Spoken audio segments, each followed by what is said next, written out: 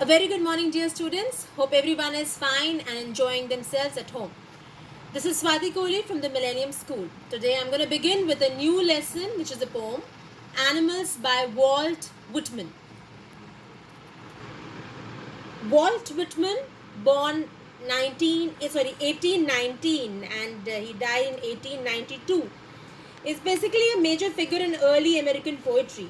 He broke the tradition of rhymed and metrical poem, and he was famous for writing a revolutionary new kind of poetry which was in free verse. Free verse, I hope you understand, without any rhymes. And the this poem Animals is from his work Song of Myself in Leaves of Grass. So the poet here tells us that he feels more at home with animals than humans, whom he finds complicated and false. Alright, I'll just read the poem quickly for all of you and then go by line explanation. I think I could turn and live with animals. They are so placid and self-contained. I stand and look at them long and long. They do not sweat and whine about their condition. They do not lie awake in the dark and weep for their sins. They do not make me sick discussing their duty to God. Not one is dissatisfied, not one is demented with the mania of owning things. Not one kneels to another, nor to his kind that lived thousands of years ago. Not one is respectable or unhappy over the whole earth. So they show their relations to me and I accept them. They bring me tokens of myself, they evince them plainly in their possession. I wonder where they get those tokens. Did I pass that way huge times ago and negligently drop them? That's the poem Animals. Now I would like to go about with the line by line explanation of this poem. I would just like to give you a little brief what the poem is all about. Here in this poem, the poet actually feels that animals are far better than human beings. Human beings, because he feels, possess greediness, they are full of jealousy against each other. Whereas if you see the animals, they are quite calm and they are self-contained. They're happy with themselves. They are happy with whatever they have. They never complain about miseries and sorrows, or they complain or maybe cry about it. They give more importance, or they never give importance to anyone as rich or somebody who possesses more, or they are respecting their ancestors. Whereas if you see animals, they are so honest about their relations. They do not give importance to any particular class. So there are certain reasons that the poet feels that animals definitely tend to lead a better life. Now if I go by the lines which are mentioned here, I think I could turn and live with animals. They are so placid and self-contained. As you can see the meaning of placid here, placid means calm and peaceful. So in this stanza, the poet desires to turn into animals, to turn into an animal and live with them, as he is impressed by their calmness. He is impressed by the fact that they are so self-contained, they are so contempt in life, they have so much of contempt in their life, and of course because of the purity of mind that they possess. I stand and look at them long and long. So unlike humans, animals seem to be so contained with their lives and are happy with their natural surroundings.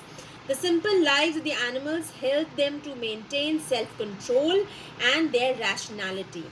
He stands and looks at them for a long time.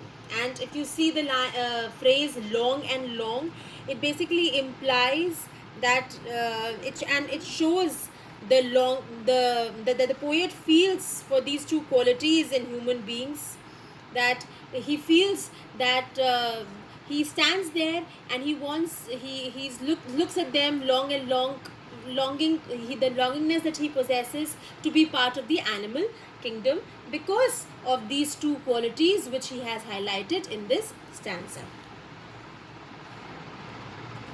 They do not sweat and whine about their condition. Now, if you see what is the typical quality of a human being, that if they are going to sweat, as in if they do little hard work also, they are going to cry about and they will complain about their condition. Whine means crying and complaining. Now, the poet is quite happy with the fact that animals do not make complaints and cry about their condition like human beings. They eat and sleep peacefully as they have nothing to worry about, while humans, because of their wrong actions, are unable to do so and thus cannot sleep without worrying about them. So they do not lie awake in the dark like human beings who are unable to sleep at night because they sit and cry for the bad work, the wrong deeds that they have done, the sins that they have committed. They do not make me sick discussing their duty to God. Humans, even after committing sins, talk about gods and rightness, while animals are simple creatures and they do not need to worry about praying to God. The poet here means that since animals are so pure, they do not pray to God for forgiveness or ask God to fulfill their desires like human beings. In this stanza, the poet says the lines, if we see here, not one is dissatisfied, not one is demented with the mania of owning things. So it's very, very simple and you can really relate to it. He says that the animals, they do not possess material things like humans, and they are happy and satisfied without all the worldly items, the desire of which has affected human beings very badly. So if you see, not one is demented. Demented means behaving irrationally due to anger or excitement with the mania of owning things. Mania means the craziness, owning things, possessing things. So they do not have, the animals definitely don't have any urge to possess more and more materialistic things, which we human beings definitely have. Not one kneels on another, nor to his kind that lived thousands of years ago. Not one kneels to another. It talks about that we human beings, we have the quality of kneeling and down in front of people who possess more, who are much richer than you, nor to his kind as in ancestors that lived thousands of years ago. He's talking about the ancestors. So what are the qualities we as we remember and we relate to our ancestors even after thousands of years ahead? So what is it? No one is respectable or unhappy over the whole earth. So no one is respectable or unhappy because they do not give any such importance to anyone. So here it says that animals are free from the habit of praying to their ancestors. They do not, as we tend to do it. When the poet says not one is respectable, not one is respectable, just see the line here. So here he basically means that since all of them are equal, there is no question of respect to some and insult to others. All these features of animals make them happy and uncomplaining. There is no need for them to complain about anything. So they show their relations to me, and I accept them. So what is he talking in the stanza? He says that the poet feels that the animals represent human beings in some way. So they show their relation to me and I accept them. So he feels that animals represent human beings in some way. This means that animals seem to have what humans once had. They bring me tokens of myself. They evince them plainly in their possessions.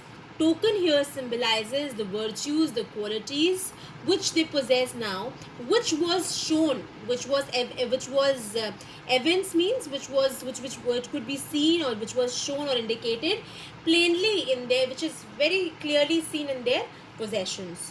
So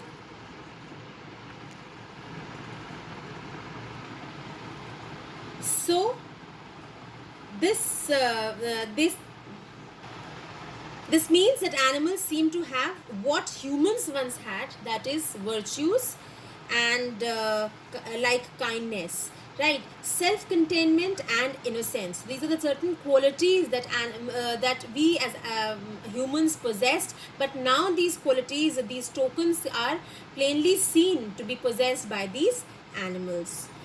They symbolize the lost values of human race. He believed that civilization has corrupted human beings, and instead of teaching values to them, it has taught them greed.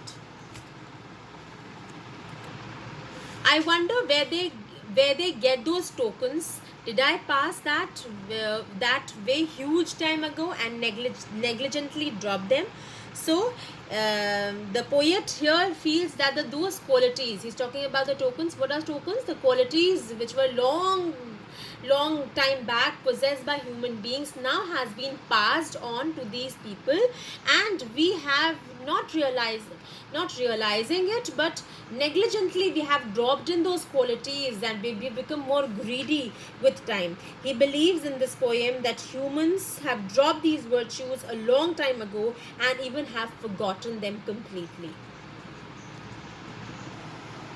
So that's all about this poem. A quick recap. The poet here praises animals for being better than human beings and for possessing such qualities that human beings lack or have forgotten completely. Those qualities are calmness, lack of greed, and the ability to stay happy and contained among others. Right? Then the poet wants to live among animals and experience a life where no one complains and where they are free of sins and sorrows. The most important theme of the poem is not to praise how good animals are, but to compare humans with them in order to highlight the flaws of their nature. Now, the poet believes that probably a very long time ago, humans possessed all these qualities mentioned above, but they have lost them now.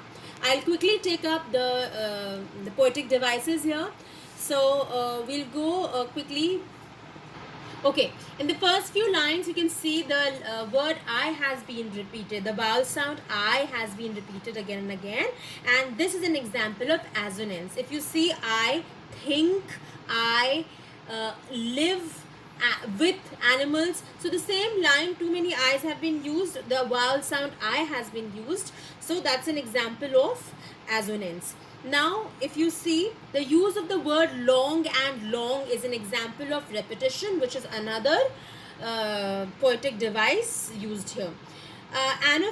Anaphora are basically when you start, the beginning of the two lines is almost the same. It begins with I, and therefore this is an example of anaphora. Here the use again, if you see, they has been used as in the beginning of the line again an example of anaphora. Now we can also see a metaphor here, sweat and wine. Sweat and wine, here it refers to the cries and complaints of human beings. Sweat and wine is basically referring to cries and complaint of human beings. Now, there's another metaphor we can see here. The word tokens basically is representing the inner qualities of human beings and has been referred to as tokens. So, this is an example of metaphor which has been used here. So, that's all for this poem in terms of literary devices, students. You will have to attempt the questions, the various questions which are there. Question number 1, 2, 3 and 4, you all have to attempt. You have to attempt all these 4 questions in your English registers. Take care of yourself, study hard, work hard. I'm sure you all are going to do really well in your exams. Bye bye, stay home, stay safe.